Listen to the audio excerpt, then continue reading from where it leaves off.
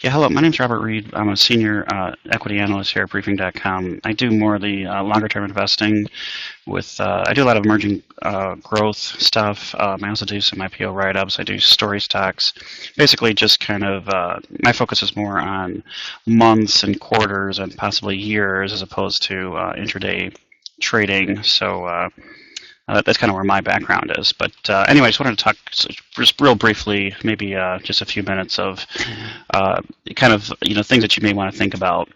In terms of stocks to own, I mean, first of all just look for fundamentally sound stocks with a longer term horizon.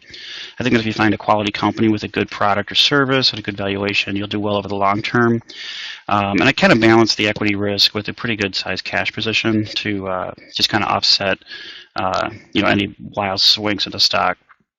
And I try to avoid buying on margin, and I'm more on the long side than the short side. So those just kind of help me reduce my risk to some extent. And so I just want to talk about some topics here. So basically scaling in and out. I'm not sure that a lot of investors do this, but I think it's really important for people to do this. It's basically, I used to be an all-in or all-out investor, but I've been a recent convert to the scaling idea. It basically helps you reduce risk, and it doesn't bother me as much if a stock falls right after I buy it. I think it helps reduce the emotional factor to some degree. If part of you almost hopes that a stock you bought goes down so you can pick up more, it prevents a lot of panic selling too. So if it's a good story and a good valuation, it's probably a good chance the stock eventually goes the direction you want. And the same in the reverse also. So it helps you lock in some profits on a winner, but you get to ride some more out in hopes that it keeps going up. So basically, rather than doing all in, all out, a good risk management strategy is to kind of maybe buy a half or a third of a normal size position, and same on the selling side too. Another thing people need to consider more is just using stops. When I started out investing years ago, I didn't really use stops very much, but it's really helped me to reduce my losses when I pick a bad stock to begin with.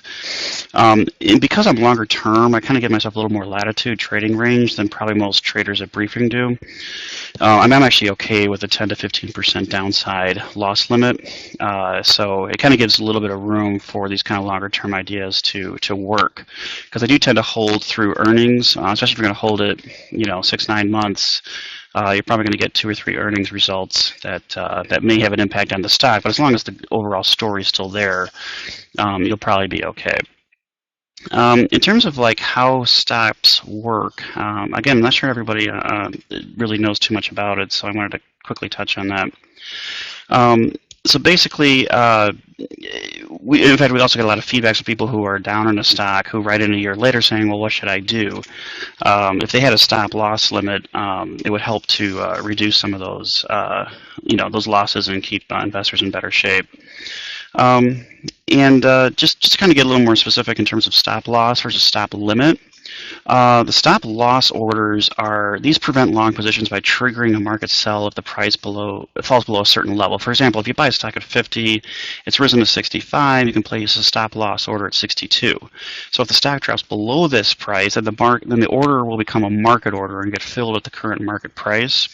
This is a little bit different from a stop limit order.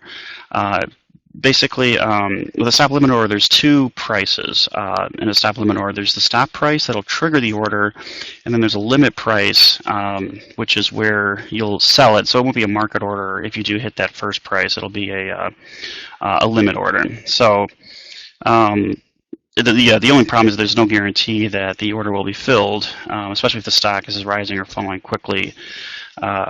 For example, like a $50 stock, you may place a stop limit order at 47 with a limit of 45. If the stock price falls below 47, then the order becomes a live sell limit order. And if the stock price falls below 45, before the order is filled, the order will remain unfilled until it climbs back above 45. I tend to prefer stock limit orders because I just don't want to get flushed out of a position with some horrible fill. You do risk some execution in terms of getting the price filled at all, but I think that's in general I'm okay with that trade-off. So it's kind of up to individual investors and kind of what your risk appetite is, I think. And finally, just wanted to talk about just kind of fundamentally strong stocks, kind of what I look for, because it kind of sort of underpins all of the risk management strategies I've been talking about today.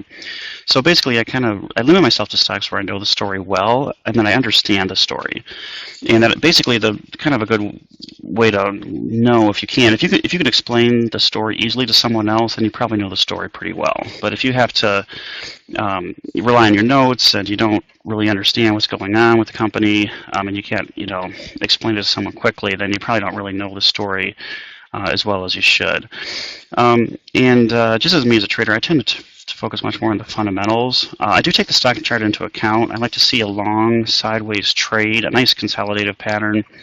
The benefit of that is that it's likely that the momentum money is out of the stock, as they would be too bored with holding a stock for that long, and have probably moved on to something else. So I generally am fundamentally looking at the fundamental side, but the technical side has some impact. And again, just a long sideways trading pattern is always good. And a bit more in the fundamentals, I look for basically, nice top line growth is always good, but it's not the only thing I look for. I'm really kind of more of a margins guy and cash flow, and I kind of use adjusted EBITDA margins as my proxy for cash flow.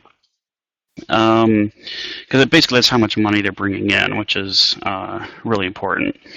Another thing I look for is catalysts on the horizon. It might be it might be earnings. It might be, it could be a bunch of any things. It could be, the release of a product coming up, transition to a new product, just a number of different things. But it's always good to have some catalysts out there to kind of drive the stock higher down the road.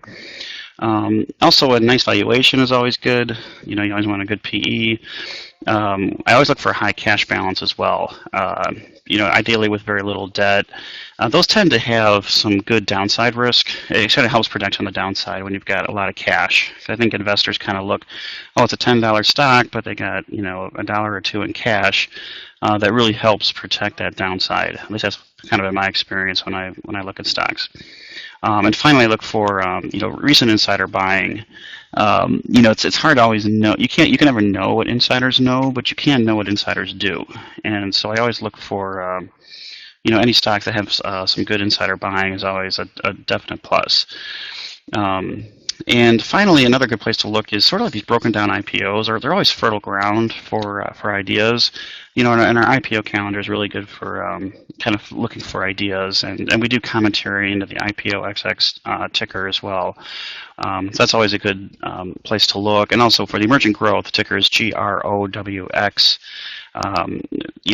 So that's another good area if you're looking for small cap growth ideas. And I guess that's it. And just one thing on the final on the IPOs is that the key thing with the IPOs is that there's not a like if stock tanks right after going public, it may not be that the company is in bad shape. They might have just did the bad timing with the IPO, and a lot of times they can't really help that. So I kind of look for IPOs that may have made their debut right as the market crashed. So they really got sold off hard, but there's still a good story there, and you can find some pretty good ideas if you go back and look. And again, the IPO calendar is good for that. So that's it. My name's Robert Reid, briefing.com. My email is rreid@briefing.com. Hope you enjoyed